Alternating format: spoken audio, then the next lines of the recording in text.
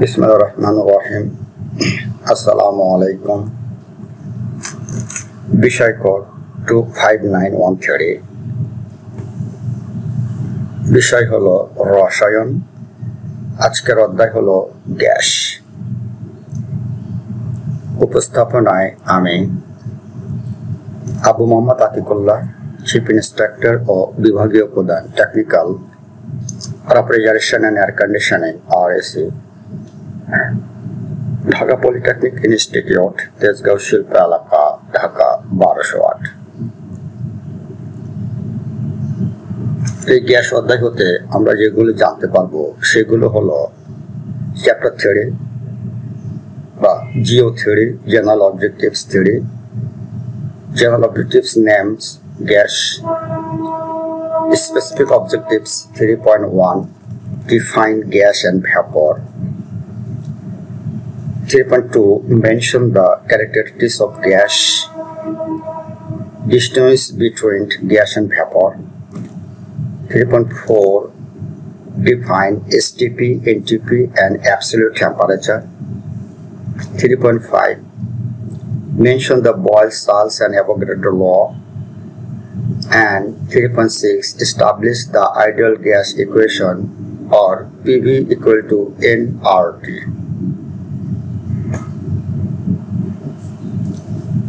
এই অধ্যায়ে ক্লাস হবে মোট 4টি আর আনুমানিক মার্ক ধরা হয়েছে 7।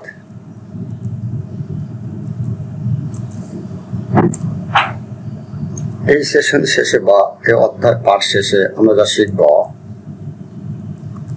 গ্যাস অধ্যায়ের গ্যাস এবং বাষ্পের সংজ্ঞা, গ্যাসের বৈশিষ্ট্য, গ্যাস এবং বাষ্পের মধ্যে পার্থক্য, এনটিপি, এসটিপি এবং পরম তাপমাত্রা সংজ্ঞা, বয়েলস, সালস এবং অ্যাভোগাড্রোর সূত্র এবং আদর্শ গ্যাস সমীকরণ স্থাপনকরণ বা পিভি = nRT। এই 6টা পার্ট আমরা জানতে পারবো এই আলোচ্য স্লাইড থেকে। গ্যাস এর ভূমিকা হলো, গ্যাস বলতে বিভিন্ন জিনিস বোঝাতে পারে, যেমন পদার্থবিদ্যায় একটি অবস্থা, প্রাকৃতিক শক্তি উৎস অথবা হজম সংক্রান্ত সমস্যা। পদার্থের 3টি অবস্থার একটি হলো গ্যাস, যার নির্দিষ্ট আয়তন বা আকার নেই এবং এটি যে পাত্রে রাখা হয় তার পুরো আয়তন জুড়ে ছড়িয়ে পড়ে। অন্যদিকে প্রাকৃতিক গ্যাস হলো মাটির নিচে থাকা একটি জ্বালানি, যা মূলত মিথেন ও অন্যান্য হাইড্রোকার্বন নিয়ে গঠিত এবং এটি রান্না বা অন্যান্য কাজে ব্যবহৃত হয়। এছাড়াও গ্যাস শব্দটি পেট ফাঁপা বা হজমের সমস্যা বোঝাতেও ব্যবহৃত হয়, যা থেকে মুক্তি পেতে বিভিন্ন ঘরোয়া টোটকা যেমন আদা, লেবু বা পুদিনা পাতা ব্যবহার করা যেতে পারে। গ্যাস সম্পর্কে কিছু আমরা জানতে পারলাম। গ্যাস হলো যে পদার্থ স্বাভাবিক তাপমাত্রা ও চাপে বা এনটিপি বা নর্মাল টেম্পারেচার এন্ড প্রেসারে গ্যাসীয় অবস্থায় থাকে তাকে গ্যাস বলে। অর্থাৎ গ্যাস হলো এমন পদার্থ যা নিজের পাত্রের সম্পূর্ণ আয়তন দখল করে এবং নির্দিষ্ট আয়তন বা আকার ধরে রাখতে পারে না, যেমন অক্সিজেন, নাইট্রোজেন, হাইড্রোজেন ইত্যাদি।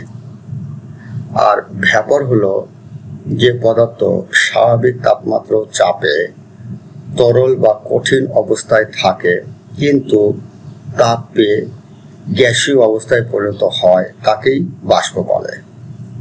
যেমন পানির বাষ্প, বেনজিনের বাষ্প, পারদের বাষ্প ইত্যাদি। পারদ বা মার্কারি এর ভ্যাপর হচ্ছে বাষ্প আকারে থাকে, বেনজিনের বাষ্প, পানির বাষ্প মানে ময়েশ্চার। এ হচ্ছে আমাদের গ্যাস এবং ভ্যাপর সম্পর্কে সংজ্ঞা। আর গ্যাস এবং বাষ্পের মধ্যে মূল পার্থক্য, difference between gas and vapour. স্বাভাবিক অবস্থায় গ্যাস হলো গ্যাসীয় অবস্থায় থাকে আর বাষ্প হলো তরল বা কঠিন থেকে গ্যাসে রূপান্তরিত হয়। উদাহরণ হলো গ্যাসের ক্ষেত্রে অক্সিজেন, নাইট্রোজেন, হাইড্রোজেন। আর বাষ্পের উদাহরণ হলো পানির বাষ্প, পারদের বাষ্প, মিথেনের বাষ্প, বেনজিনের বাষ্প ইত্যাদি। গ্যাসের বৈশিষ্ট্য।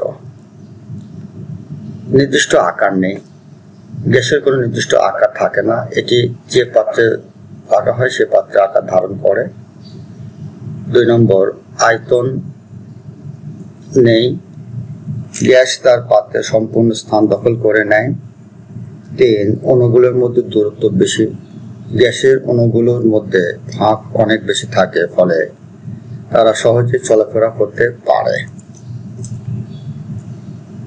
4, ঘনত্ব খুবই কম, গ্যাসের ঘনত্ব তরল ও কঠিনের তুলনায় অনেক কম। 5, সহজে সংকুচিত করা যায়, গ্যাসকে চাপ প্রয়োগ করে সহজেই সংকুচিত বা কম্প্রেসড করা সম্ভব। 6, বিস্তারশীল, গ্যাস যে কোনো দিকে ছড়িয়ে পড়তে পারে এবং পুরো স্থান দখল করে। 7, অণুগুলোর গতিশক্তি বেশি, গ্যাসীয় অবস্থায় অণুগুলোর গতিশক্তি অন্যান্য অবস্থার তুলনায় অনেক বেশি থাকে। গ্যাস এবং বাষ্পের মধ্যে পার্থক্য, difference between gas and vapour. এক্ষেত্রে স্বাভাবিক অবস্থায় আমরা পূর্বে জানিয়েছি, স্বাভাবিক অবস্থায় গ্যাস তাপমাত্রা চাপে গ্যাস অবস্থায় থাকে, আর এনটিপি বা নর্মাল টেম্পারেচার প্রেসারে তরল বা কঠিন অবস্থায় থাকে। 2, ঘনীভবন বা কনডেনসেশন, সাধারণ তাপমাত্রায় সহজেই ঘনীভূত হয় না, আর সামান্য চাপ বা তাপমাত্রায় কমালে সহজে ঘনীভূত হয়ে তরলে পরিণত হয়। এটা বাষ্পর ক্যারেক্টারিস্টিক্স। আর স্ফুটনাঙ্কের সম্পর্ক, গ্যাসের ক্ষেত্রে গ্যাসের স্ফুটনাঙ্ক খুবই কম, তাই সাধারণ তাপমাত্রায় গ্যাসীয় অবস্থায় থাকে, আর বাষ্পের তাপমাত্রা তার ফুটনাঙ্কের চেয়ে নিচে থাকে, যেমন অক্সিজেন, নাইট্রোজেন, হাইড্রোজেন। আর বাষ্পের উদাহরণ হলো পানির বাষ্প, পারদের বাষ্প, বেনজিনের বাষ্প। আর স্থায়িত্ব, গ্যাস স্থায়ীভাবে গ্যাসীয় অবস্থায় থাকে, বাষ্প সাময়িক গ্যাসীয় অবস্থা ঠান্ডা করলে আবার তরলে পরিণত হয়। এই হচ্ছে গ্যাস এবং বাষ্পের মধ্যে পার্থক্য। আর এসটিপি বা standard temperature and pressure, STP হলো বা মানক তাপমাত্রা ও চাপ হলো এমন শর্ত যেখানে গ্যাসের পরিমাপ করা হয় তুলনামূলকভাবে নির্দিষ্ট মানে। এসটিপি হলো স্ট্যান্ডার্ড টেম্পারেচার প্রেসার বা স্বাভাবিক তাপমাত্রা চাপ, এর মান মানক তাপমাত্রা হচ্ছে 0 ডিগ্রি সেন্টিগ্রেড সমান 273 ডিগ্রি কেলভিন, মানে 0 ডিগ্রি সেলসিয়াস সমান 273 ডিগ্রি কেলভিন। আর এর চাপের মান হলো 1 atm, অ্যাটমসফিয়ারিক প্রেসারের ক্ষেত্রে 1 atm সমান 760 mmHg, মিলিমিটার পারদের ক্ষেত্রে আর 101.325 kPa কিলো প্যাসকেলে। এটিএম এর ক্ষেত্রে 1, আর মিলিমিটারের ক্ষেত্রে 760 এবং কেপি এর ক্ষেত্রে 101.325। অর্থাৎ এসটিপি অবস্থায় গ্যাসের আয়তন, ঘনত্ব ইত্যাদি নির্ধারণ করা হয়। মানে এসটিপি জিনিসটা কি সংক্ষেপে জানলাম। আর NTP, normal temperature and pressure, স্বাভাবিক তাপমাত্রা এবং চাপ। এনটিপি বা স্বাভাবিক তাপমাত্রা ও চাপ হলো সাধারণ কক্ষ বা রুমে তাপমাত্রায় গ্যাসের পরিমাপের জন্য নির্ধারিত শর্ত। এনটিপি এর মান স্বাভাবিক তাপমাত্রা হচ্ছে 20 ডিগ্রি সেন্টিগ্রেড বা 293 ডিগ্রি কেলভিন। স্বাভাবিক চাপ হলো 1 atm সমান ওই আগের মতোই 760 মিলিমিটার অফ মার্কারি। অর্থাৎ এটি দৈনন্দিন পরিবেশে গ্যাসের আচরণ পরিমাপের জন্য ব্যবহৃত হয়। মানে কোন কাজে কোনটা ব্যবহৃত হয় সেটা একটা সংক্ষিপ্ত জানলাম। এরপরে অ্যাবসলিউট টেম্পারেচার বা পরম তাপমাত্রা হলো যে তাপমাত্রা কেলভিন এককে প্রকাশ করা হয় তাকেই পরম তাপমাত্রা বা অ্যাবসলিউট টেম্পারেচার বলে। মানে এটি বা অ্যাবসলিউট টেম্পারেচার 0 কেলভিন থেকে গণনা শুরু হয়, যেখানে পদার্থের অণুগুলোর গতিশক্তি সম্পূর্ণভাবে 0। মানে এটি সম্পর্কে আমরা জানলাম। এটি মানে হচ্ছে অ্যাবসলিউট টেম্পারেচার বা পরম তাপমাত্রা। কেলভিন ও সেলসিয়াসের মধ্যে পার্থক্য একটু আমরা দেখি যে মানে টেম্পারেচার কেলভিন এবং টেম্পারেচার সেলসিয়াস। মানে টেম্পারেচার কেলভিনের ক্ষেত্রে টেম্পারেচার সেন্টিগ্রেড প্লাস 273 যোগ করতে হবে। এটা একটা ইকুয়েশন আছে। আর এখানে আমরা জানি পূর্বে থেকে C/5 সমান সমান F-32/9 সমান সমান R/4 সমান সমান K-273/5। এখান থেকে আমরা সেন্টিগ্রেড, ফারেনহাইট, রোমার, কেলভিন 4টি স্কেলের মধ্যে সম্পর্ক আমরা বের করে জেনেছি, এবং এই সমীকরণ থেকে আমরা বিভিন্ন অঙ্ক করতে পারবো এবং বিভিন্ন মানগুলি বের করতে পারবো।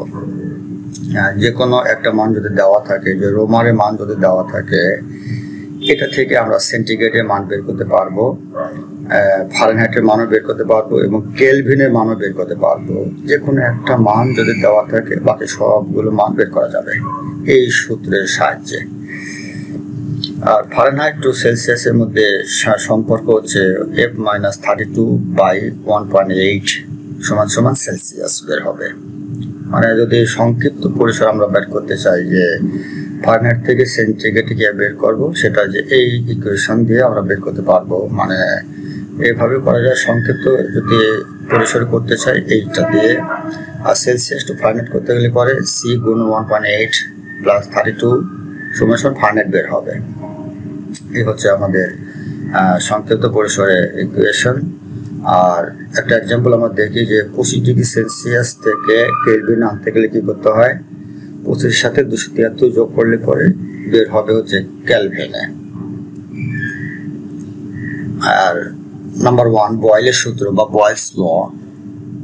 বয়েলের সূত্র হলো একটি নির্দিষ্ট ভরের গ্যাসের তাপমাত্রা বা টেম্পারেচার অপরিবর্তিত থাকলে গ্যাসের চাপ এবং আয়তন বা ভলিউম পরস্পর ব্যস্তানুপাতিক বা উল্টানুপাতিক। মানে বয়েলের ক্ষেত্রে টেম্পারেচার কনস্ট্যান্ট, এই জন্য বলা হয়েছে তাপমাত্রা অপরিবর্তিত থাকলে সেক্ষেত্রে গ্যাসের চাপ এবং আয়তন ব্যস্তানুপাতিক। আর গাণিতিকভাবে আমরা দেখি P সমানুপাতিক 1/V। এক্ষেত্রে T হচ্ছে কনস্ট্যান্ট বা ধ্রুবক, অথবা P1V1 সমান সমান P2V2। অর্থাৎ চাপ বাড়ালে আয়তন কমে যায় এবং চাপ কমালে আয়তন বেড়ে যায়। এ হচ্ছে বয়েলের সূত্র। মনে রাখার বিষয় হচ্ছে P সমানুপাতিক 1/V, এটা 1 নম্বর সমীকরণ। এটা দিয়ে আমরা সম্পর্ক স্থাপন করব PV সমান সমান nRT। দ্বিতীয় হচ্ছে চার্লসের সূত্র বা চার্লস ল হলো একটি নির্দিষ্ট ভরের গ্যাসের চাপ স্থির থাকলে চার্লসের ক্ষেত্রে চাপ কনস্ট্যান্ট, চাপ বা প্রেসার কনস্ট্যান্ট, সেক্ষেত্রে গ্যাসের আয়তন এবং পরম তাপমাত্রা সমানুপাতিক। আগেরটা ছিল P সমানুপাতিক 1/V, আর এখন V সমানুপাতিক T হবে অথবা T সমানুপাতিক V হবে। এটা আমরা দেখে নিই গাণিতিকভাবে। V সমানুপাতিক T, এটা হচ্ছে 2 নম্বর সমীকরণ। এক্ষেত্রে P হচ্ছে কনস্ট্যান্ট বা ধ্রুবক, অথবা V1/T1 সমান সমান V2/T2। অর্থ হলো তাপমাত্রা বাড়ালে গ্যাসের আয়তন বেড়ে যায় এবং তাপমাত্রা কমালে আয়তন কমে যায়। যত বেশি আমরা হিট দেবো তত গ্যাস তত এক্সপানশন হবে। এটা হচ্ছে চার্লসের সূত্র। আর অ্যাভোগাড্রোর সূত্র হচ্ছে বা অ্যাভোগাড্রোর ল হলো একই তাপমাত্রা ও চাপের অধীনে সমান আয়তনের সব গ্যাসের সমান সংখ্যক অণু থাকে। এটা হচ্ছে অ্যাভোগাড্রোর ল বা অ্যাভোগাড্রোর সূত্র, অর্থাৎ ভি সমানুপাতিক এন। এক্ষেত্রে যদি পি এবং টি স্থির থাকে বা ধ্রুবক বা কনস্ট্যান্ট, তাহলে এখানে আমরা জেনে গেলাম V1/N1 সমান সমান V2/N2। মানে এটা হচ্ছে 3 নম্বর সমীকরণ। মানে প্রথমটা বয়েলের 1 নম্বর, চার্লসের 2 নম্বর, অ্যাভোগাড্রোর 3 নম্বর। প্রতিটা ক্ষেত্রে ভি আছে সামনে। তাহলে অর্থ হলো গ্যাসের আয়তন তার অণুর সংখ্যার সাথে সরাসরি সমানুপাতিক। এন হচ্ছে অণুর সংখ্যা, মলিকুলার সংখ্যা। এখন আমরা এটা দেখব আদর্শ গ্যাসের ক্ষেত্রে সমীকরণ স্থাপনকরণ বা পিভি সমান সমান এনআরটি। আদর্শ গ্যাসের সমীকরণ এনআরটি এর সূত্র, এটি আদর্শ গ্যাসের সমীকরণ বা যাকে আইডিয়াল গ্যাস ইকুয়েশন নামে পরিচিত। আমরা জানি বয়েলের সূত্র অনুসারে, যে সূত্র আমরা জানলাম বয়েলের সূত্র অনুসারে পিভি সমান সমান পি সমানুপাতিক 1/v। এখানে হচ্ছে টি কনস্ট্যান্ট, চার্লসের হচ্ছে ভি সমানুপাতিক টি, এখানে পি কনস্ট্যান্ট, এবং অ্যাভোগাড্রো হচ্ছে ভি সমানুপাতিক এন। তাহলে এই তিনটে সূত্র একত্র করলে আমরা পাই, মানে বয়েল, চার্লস এবং অ্যাভোগাড্রোর সূত্র একত্র করলে ভি সমানুপাতিক N into T divided P, অর্থাৎ পিভি, এই পি আর এই ভি সমানুপাতিক এন টি। এই অনুপাতের সমতা রক্ষার জন্য একটি ধ্রুবক বা আর ব্যবহার করা হয় বা গ্যাস মোলার ধ্রুবক বলা হয়। তাহলে পিভি সমান সমান এনআরটি প্রমাণিত হয়ে গেল। একটু জানলেই হবে। আর গ্যাসের বৈশিষ্ট্য বা characteristics of gas, P, V, N, R এবং টি, মানে এই হচ্ছে প্রতীক। পি হলো গ্যাসের চাপ, পি হলো গ্যাসের আয়তন, এন হলো গ্যাস মোল সংখ্যা, আর হলো গ্যাস ধ্রুবক, টি হচ্ছে পরম তাপমাত্রা। আর একক পি বা প্রেসারের একক হলো এটিএম, পিএ বা কেপিএ, কিলো প্যাসকেল এগুলো হচ্ছে প্রেসারের একক। আর ভলিউম বা আয়তন, গ্যাস আয়তনের একক হচ্ছে লিটার ঘনমিটার। আর এন হচ্ছে গ্যাস মোল সংখ্যা, মোল। আর হলো গ্যাস ধ্রুবক, এর মান হলো 8.314 J/মোল ডিগ্রি কেলভিন অথবা 0.0821 L degree ATM mole degree kelvin. আর পরম তাপমাত্রার একক হলো ডিগ্রি কেলভিন। পরিশেষে ধন্যবাদ সবাইকে। Thank you for all. ধন্যবাদ।